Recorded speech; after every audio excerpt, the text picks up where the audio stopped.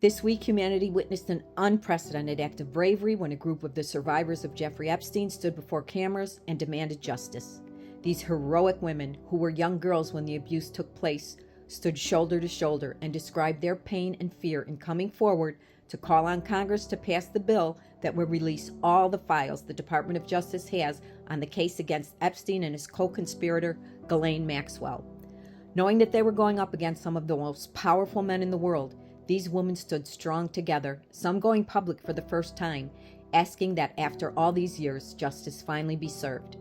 They spoke of how the release of the full files would not only be another step in their quest for justice, but would aid them in their long journey of healing. They relayed with passion how determined they were to end this cycle of abuse in order to save more young girls from suffering the same fate.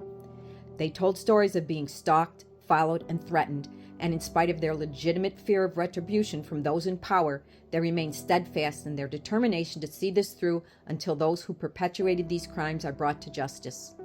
Her Story Network honors these women as our heroines of the week. In this honor, we also include the victims who told their stories to law enforcement anonymously, and Virginia Roberts Giuffre,